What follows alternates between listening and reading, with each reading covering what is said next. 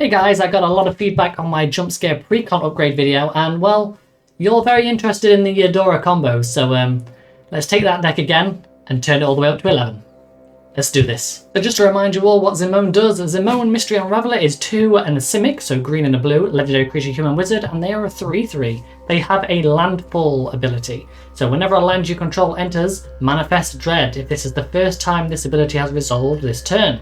Otherwise, you may turn a permanent you control face up. Awesome stuff. So Manifest Dread, as I mentioned before, look at the top 2 cards of your library, put one face down to the battlefield and one into your graveyard. So it's graveyard and permanents on the battlefield, and then obviously the second landfall trigger turns that permanent face up.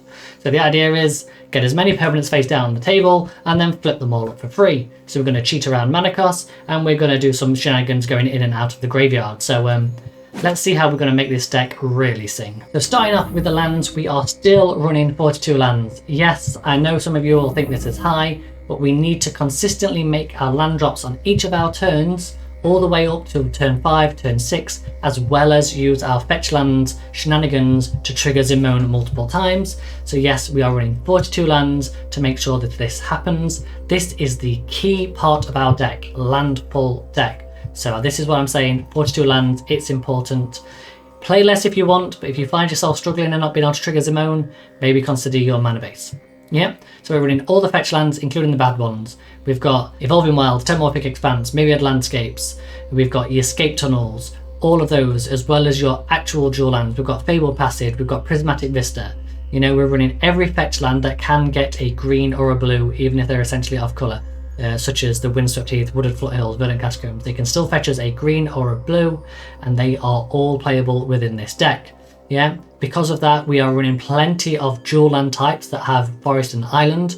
Yes, some of them enter tapped, but that is also why we are running Spelunking. So they no longer enter tapped, and we can use that mana consistently on each of our turns. So with all these lands, how are we getting them into the battlefield so quickly and so easily? Well, we're going to use Burgeoning, Crop Rotation, Druid Class, Farseek, Nature's Law, Secure a Tribe Elder, 3 Visits, Trial of Mystery, Augur of Autumn, Azusa Lost But Seeking, Dryad of the Elysian Road, Kefnet the Mindful. We're going to use Oro, Threats Around Every Corner, and Kodama of the East Tree.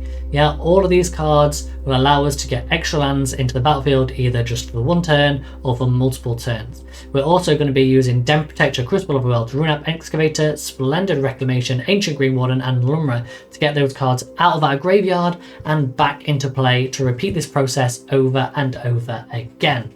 Yeah, we are going to be landfalling so hard, your opponents are going to scoop before you get a chance to kill them. Guaranteed. So what other benefits have we got from playing all these lands? Well, here we go. We've got Bristly Bill, we've got Lotus Cobra, Springheart Nantucket, Retreat to Coralhelm, Scoot Swarm, Talus Provisioner, Tatiova, AC, and Avenger of Zendikar. All these cards enable us to still have a solid working deck, even if Zimone is imprisoned in the moon. As well as all the landfall triggers, we are running some face down shenanigans as well. So we've got Growing Dead, Strider Stancer, we've got Willbender, Scroll of Fate, Experimental 12, Karu, Spell Snatcher, Vanifar, and Whisperwood Elemental. Obviously using Eudora, and then we're running Ambush Commander, Ashland's Altar, and Altar of Dementia to give us those nasty little combos that you guys have all mentioned that you want to see. We have some additional card draw effects on top of our Tatiova and our AC. We've got Sylvan Library, Guardian Project, and They Came From the Pipes. We're also running a Worldly Tutor, and obviously, as I mentioned earlier, there's a Spelunking to make sure all of our lands enter untapped. Yeah, with this deck, we are going to consistently be putting things face down the battlefield, turning them face up, and drawing cards. We are never going to be dead in hand. This brings us across to the removal. Last but definitely not least is Pungify, Rapidization, Anarch Survivalist, Cyclonic Rift, Reality Shift, Resculpt, and Beast Within, along with Death Mist Raptor and Nantuko Vigilante.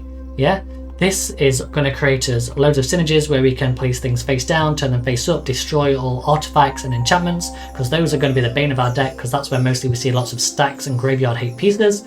Yeah, if you wanted to play more reactive, you could swap out all these blue removal spells for counter spells and use them as well as your Stratus Dancer and your Willbender to protect your board state, to make sure nobody can interact with you, and therefore you can keep everything and go for the win. As always, I like to take a look at the mana curve to make sure our deck is going to operate smoothly. Last thing we need is a bunch of 5, 6, 7 drops that are too many for our deck, and we can't support it within the early game.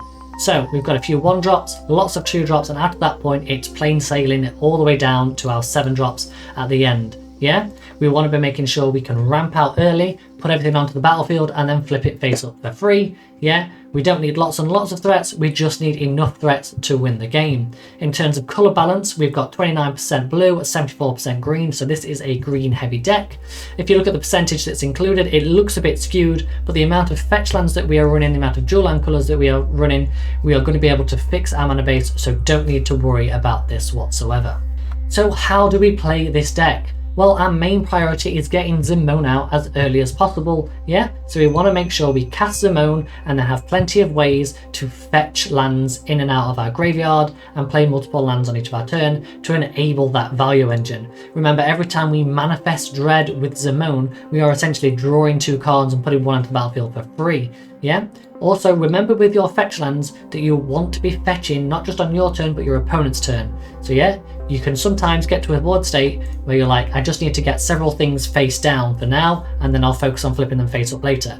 So you can play a land, trigger Zimone, put something face down, and then you pass to your turn, and that's when you crack your fetch land to then get another permanent face down. Do that on your next opponent's turn, and at that point, you've got multiple permanents face down, and that's when you can look to storm off using like your Eudora combos, playing multiple lands on each of your turns. Make sure to use your Sylvan library as well, not just necessarily to draw cards, but to see what's on top of your deck. So you're going to use that almost as a top deck manipulation. Look at the top cards of your library, put them back, and then you know if you need to manifest Dread twice on that turn or just the once. Yeah.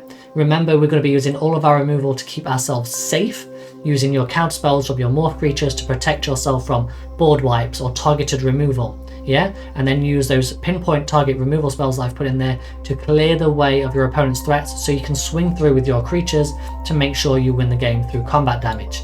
Yeah, this deck is all about building a big board state and smashing through for the win, making sure to use the overrun effect to get what you need, or just generate so much value going in and out of the graveyard with your, like I said, your Eudora combos to make sure you can outvalue your opponents and just leave them in the dust. This is a very strong landfall deck. The only way I see of making this deck stronger is by changing the commander. So if you are dead set on having Zimone as your commander, this is the top tier levels that you should be aiming for. There's probably 3 or 4 slots that you can adjust to personal preference. But yeah, this is an absolute solid deck that is going to make your opponents cry some salty tears. And there we have it. That is Zimone Mystery Unraveler. I would say it's the Jumpscare Precon upgrade, but yeah, this is so much beyond that. This deck is absolutely filthy. Yeah, make sure when you play this deck, you have a rule 0 conversation with your opponents. Yeah, when this deck starts generating value, it starts generating value. Yeah, it's going to do a lot of work. It's going to put pressure on your opponents quite quickly, and there's a lot of stuff that's going to be on the battlefield that they are going to be struggling to remove.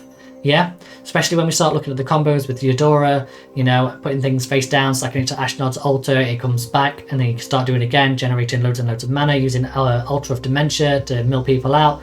Yeah, there's some filthy combos. I'll put links down to all of them in the comments below so you can see them. But yeah, just have that rule conversation so people know what they're walking into, because this deck is filthy. Yeah, you asked for a stronger version inadvertently, so here you go. Let me know if I've hit the mark in the comments below. And yeah, I'll see you all in the next one. Goodbye for now.